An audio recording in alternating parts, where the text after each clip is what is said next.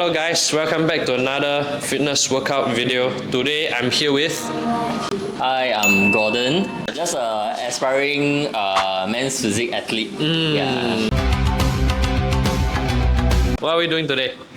Today is just a touch-up, like a secondary workout day. Primary muscles that I want to improve on, and secondary muscles are the muscles that I kind of just want to maintain, refine, etc. Squats, RDLs, dumbbell chest press, machine chest press, and then bicep curl. Bicep curls. Yeah. Okay. How long will this take? Working out together, so a bit longer because usually I superset. I like to superset my stuff. We'll see how it goes.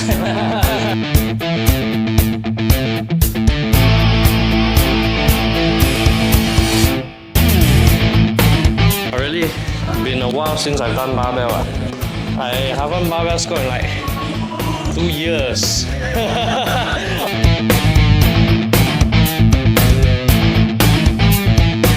What's the rep range though? I think 8 to 10. 8 to 10, yeah. Have to use the same brand, if not later imbalance. Imagine one side all the 10, then all the 20. That was scary.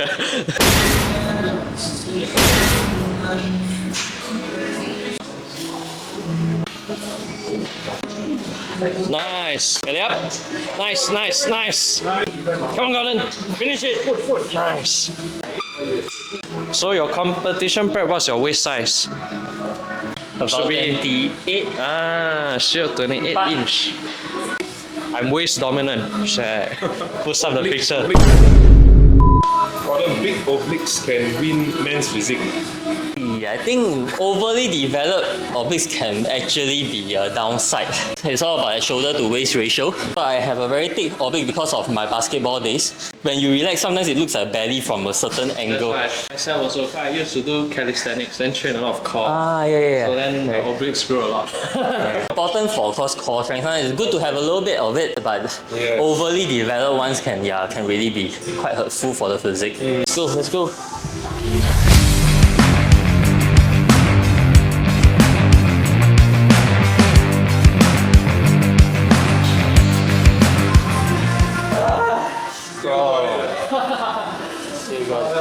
And going on super depth, man.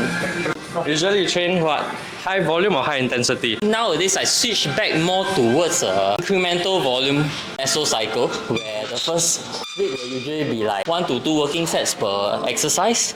I was initially more of a volume person. First 8 to 10 years of training, I was going as much as 8 to 10 sets on each exercise. Can be up to 8 to 10 exercises. So it's like really super. I've not seen many people who train that high volume. That's right. Yeah.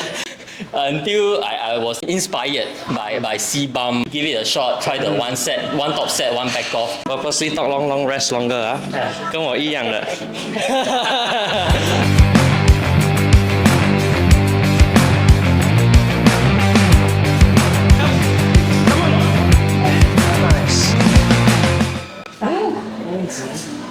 Do you like Gymbro to hype you when you gym?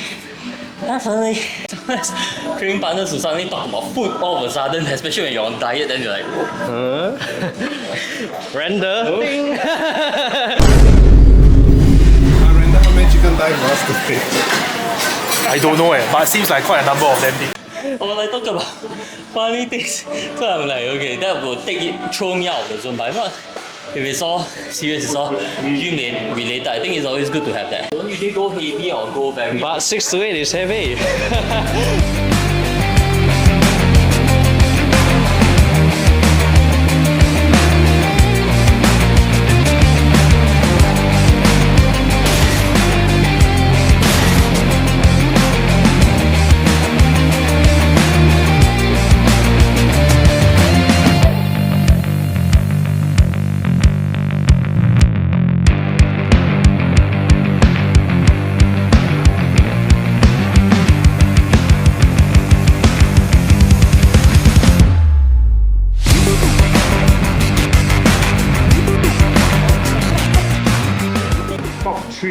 Exercises for erectors.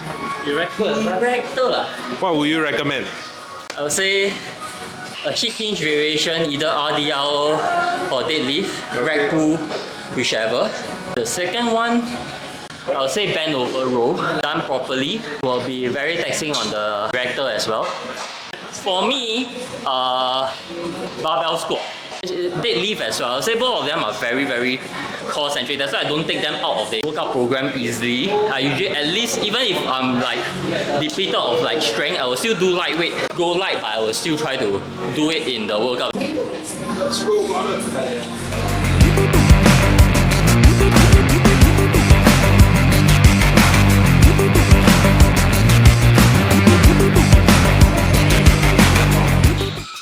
How heavy do you usually go for RDLs? To be honest, I'm also not sure. I just finished my comp, I think 2-3 weeks ago. So I'm actually in that phase where I'm still trying to build my strength back. Actually not heavy also. Plate-ish. It's usually after the squat on the same day. So if you do it as the first exercise, there's the tendency to, you know, let the ego take a while. I want to hit PR, kind of thing. But because I do it after squat, mentally it tells me that, oh, I shouldn't go so, I don't need to go so heavy already. I don't need to challenge the PR because I will not hit the PR.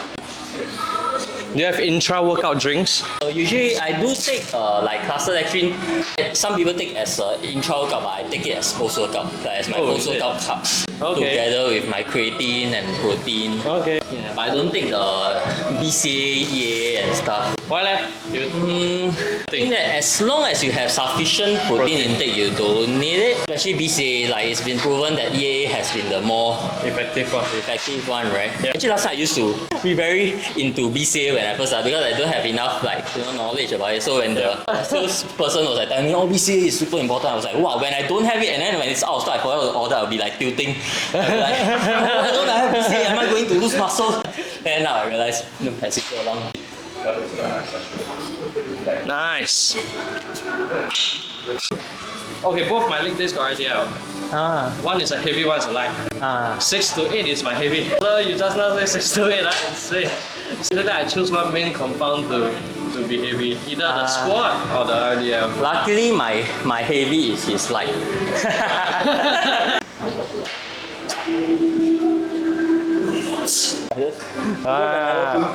Okay. You know the Panata? Yeah, the come in one. I will definitely. But I guess for me also cause my chest strong point, so I also no need to so optimal. Yeah, your chest is really very full, man.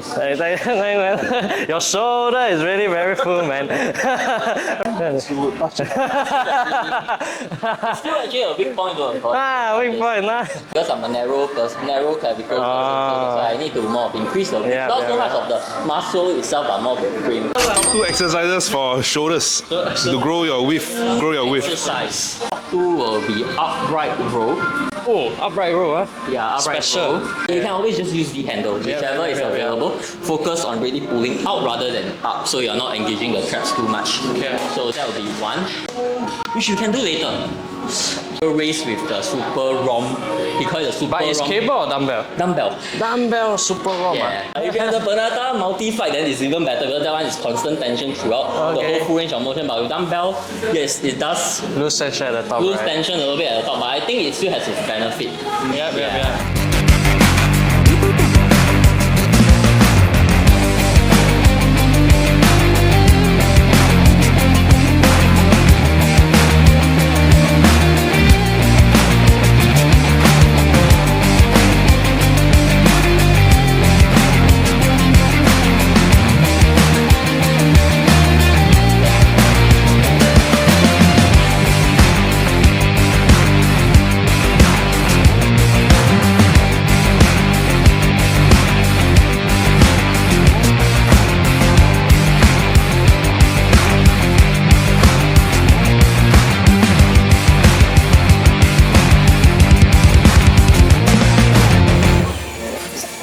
It looks so shook.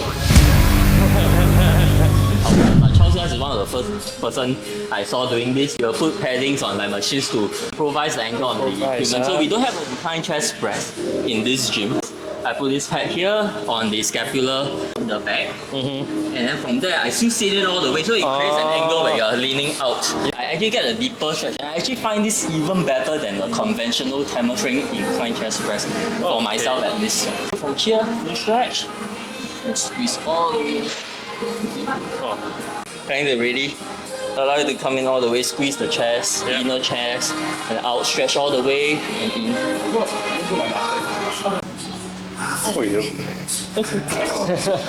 But I say the only issue I see for this, I cannot put too heavy because to set up, don't have the leg So thing, right? what I do is I'll put padding here sometimes. Also, if it's way too heavy, then I'll put a block here. Then when you take out the first strap, only for the first strap, then after the block will drop off here. See, it really goes in all the way to the middle chest. How is it? Yeah, I can actually feel it.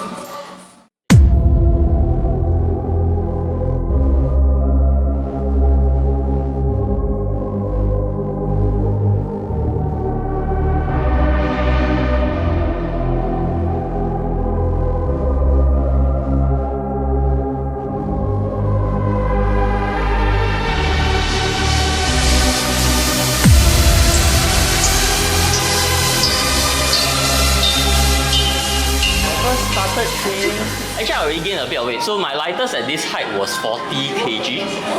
Yeah, but when I started, I already enlisted into army, and then for me back then, army was considered like more sedentary than my pre-enlistment days. So what's your weight now? So back then I started when I was about 52, 53 kg. Now I'm about, this morning I was about 72. My heaviest is about 80 to 81 kg.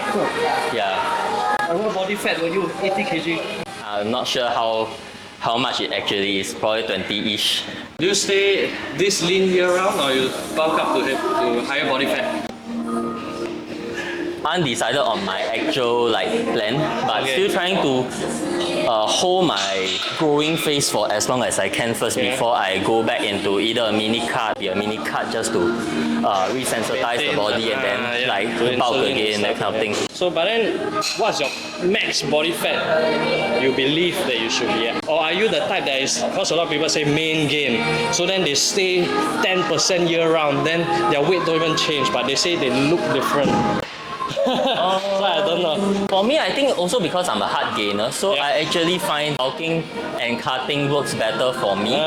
Main gain, recom for a year during the COVID period because no competition in mind, and back then I did have a few photo shoots and stuff going on throughout the year, so I was like, okay, to build as much lean muscle as I can while maintaining the weight, but I end up, at least according to InBody, not much difference throughout the whole year. Gym performance actually also about the same.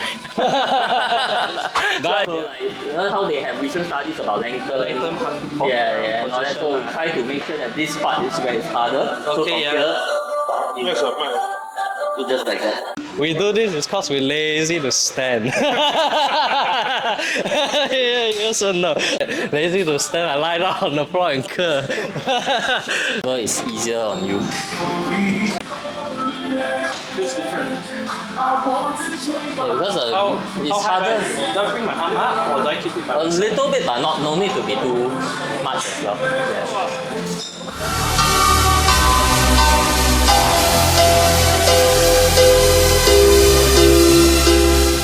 For me, bicep is actually, I only do one work set, one back. Because bicep, in terms of just the muscle development wise, because I think I have a short bicep, it's usually not the weak body part. In fact, it overpowers my tricep. I do very little volume. In fact, there were times that I have one whole year never do bicep. Flex 一下。 Can you see? Just that I think it has a higher peak than tricep. What's the top bicep exercises? All the top bicep exercise. Top bicep exercise. I personally like this nowadays just because of the lengthened bodies. This is not the incline curl, but if not, then actually a preacher curl feels good for ego because preacher curl, the squeeze and all that, you see the peak and then you're like, oh, it's like how Arnold sees peak and then what color is It's as satisfying to me as coming is, as having sex with a woman and coming.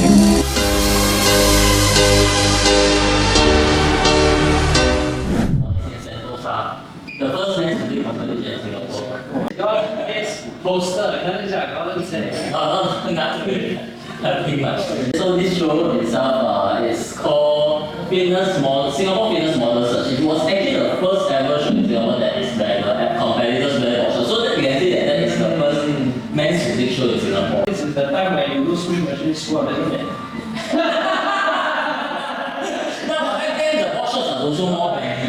If you watch the old like Steve Cook, all the old American was here when we first started. That's the real men's physique. OG men's physique. OG men's physique. But I find that the boxers are even like 20 to 22 inch sometimes. Like can be beyond the knees. But now you will never see shorts below like below 16 inch, right? Actually now they say need to have a gap in between. Yeah. So it's supposed to be 2 inch above the knee already. So Now men's physique. men's physique, mostly just to show your front and back poses. Depending on the federation, some federations have quarter turn, some don't. For men's physique poses, actually very easy. You just, let's say it's an eye walk. So you come out, you just usually strike your first pose, whatever, like either hand or hip or not, depending on the federation. It's just a front pose. And then we will do a simple transition into back pose. Yep. And then transit back again, front pose again, or the other side of the front pose. It's not like bodybuilding where there's like, oh, Yeah. Then how the cut.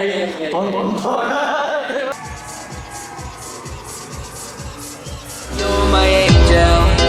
You're the only sunshine in my life. Feels like heaven when you take me in your arms. You're my angel. You're the only Thanks man, making me happy. Yeah, I got my waist. That's why I'm in the middle of my belt. How you're doing it, the 45 angle, I think it's just nice. Yeah, it wasn't too front, not too tilted. Put the weight more on this leg, on your left. Yeah, onto the This left leg is just This leg, yeah, is kind of just a anchor point. Actually, anchor point is it's just a leg to create the angle. 80-20 in terms of weight distribution, and then like this, just keep it comfortable. Yeah, then make sure your chest is up. Yeah, especially your chest very thick, so should accentuate and just I think kind of like straighten, like relax it in a way, like straighten it a bit more.